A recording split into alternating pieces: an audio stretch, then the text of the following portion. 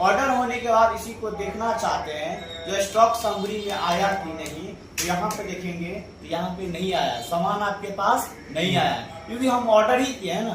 तो ऑर्डर करेंगे तो सामान कैसे आएगा। फिर इसी को देखेंगे डबल डी से, तो देखिए यहाँ पे परचेज ऑर्डर आया हुआ है, परचेज ऑर्डर हम किए हुए हैं, रोहित को ऑर्डर हम किए हुए हैं। उसके बाद क्या होता है, उसके बाद क्या होता है, तो रिसिप्ट नोट होता है। क्या होता है, रिसिप्ट नोट। रिसिप्ट नोट का मतलब क्या होता है, सामान मेरे पास आएगा, रिसिप्ट होगा। उसके लिए शॉर्टकट की होता है Alt plus F9। Alt plus F9 से क्या होता है, तो रिसिप्ट नोट आता है ना। और यहाँ पे क्या बोला है, रिसिप्ट, यहाँ पे रेफरेंस नंबर बोल रहा है, तो यहाँ पे 1 है तो 1 ही होगा। उसके बाद आगे बढ़ेंगे तो किसको ऑर्डर किए थे, रोहित को किए थे, है ना। और रोहित से ही सामान आएगा, इसलिए हम 1 को सिर्फ जैसा ही सेलेक्ट करेंगे और यहाँ से क्या करते हैं, एक्सेप्ट कर लेते हैं। यहाँ पे परचेज ऑर्डर के जगह परचेज अकाउंट होगा, तो वहां पे लेजर कैसे बनाएंगे, Alt प्लस C और यहाँ पे लिखेंगे परचेज अकाउंट, परचेज अकाउंट। अब उसके बाद एक्सेप्ट करके यहाँ पे आगे बढ़ते चलेंगे, इस तरह से आगे बढ़ते चलेंगे। अब इसी को देखना है डबल डी से, तो देखिए यहाँ पे आ गया, यहाँ परचेज ऑर्डर और यहाँ पे आ गया रिसिप्ट नोट। अब देखेंगे सामान मेरे पास आया कि नहीं, तो यहाँ पे कहाँ पे ये पता चलेगा, तो स्टॉक समरी से हम देख पाएंगे कि मेरे पास सामान आ गया। इसका क्या लिखा हुआ है, goods receipt but bill not receipt. आपके पास सामान आ गया है लेकिन उसका बिल नहीं आया है ना।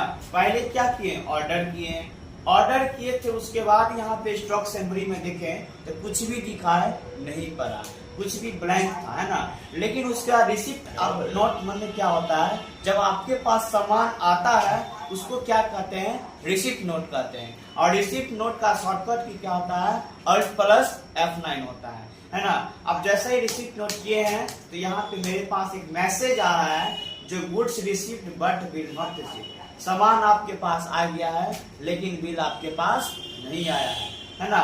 अब उसके बाद यदि सामान आ जाने के बाद खराब निकल जाता है, सामान खराब निकल जाता है, उसको रिटर्न हम कैसे करेंगे, उसको रिटर्न कैसे करते हैं, उसको रिटर्न करने के लिए Alt प्लस F6 करते हैं, है ना।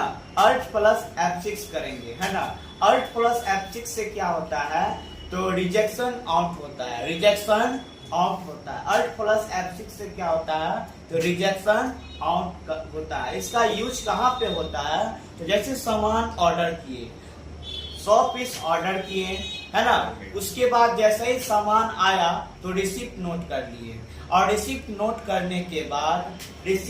करने के बाद अब क्या करते हैं, तो सामान खराब निकल जाता है, उसको रिटर्न करने का फीचर्स आता है। तो रिटर्न हम किससे करेंगे, रिजेक्शन आउट से करेंगे, है ना। तो यहाँ पे सबसे पहले क्या, रोहित को सेलेक्ट करते हैं और सेलेक्ट करने के बाद आगे बढ़ते हैं। और यहाँ पे टी शर्ट 100 पीस है जिसमें कि 5 पीस खराब है, 5 पीस खराब है, तो यहाँ पे 5 पीस लिख देंगे और यहाँ से क्या करते हैं, एक्सेप्ट कर देते हैं। आप देखेंगे ये रिटर्न हुआ कि नहीं हुआ, उसके लिए क्या करते हैं, स्टॉक समरी में आते हैं और यहाँ से देखेंगे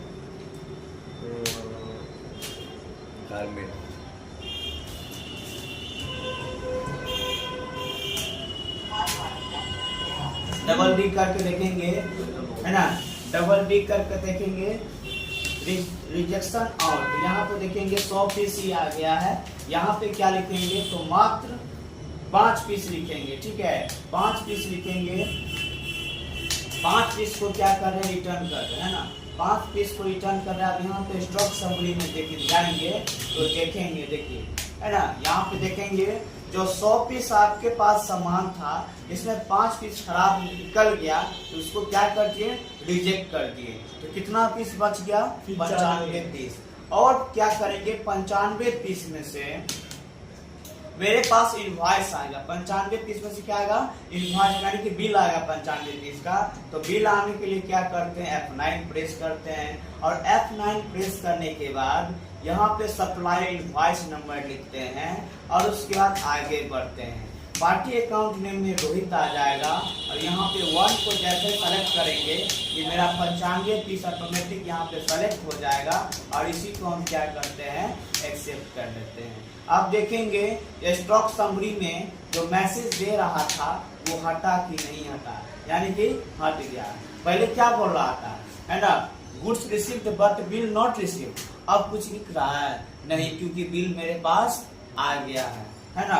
और उसके बाद क्या होता है, तो हम लोग क्या करते हैं, पेमेंट करते हैं। क्या करते हैं, पेमेंट करते हैं। तो पेमेंट करने के लिए F5 होता है और यहाँ से हम क्या करते हैं, तो बैंक से या तो कैश का हम पेमेंट करते हैं। तो बैंक का लेजर बनाएंगे, बैंक का लेजर बनाएंगे और लेजर बनाने के बाद यहाँ पे बैंक अकाउंट को सेलेक्ट करते हुए हम एक्सेप्ट कर लेते हैं। और यहाँ पे किसको पैसा देना है, रोहित को देना है। कितना पैसा देना है, 19,000 रुपया देना है।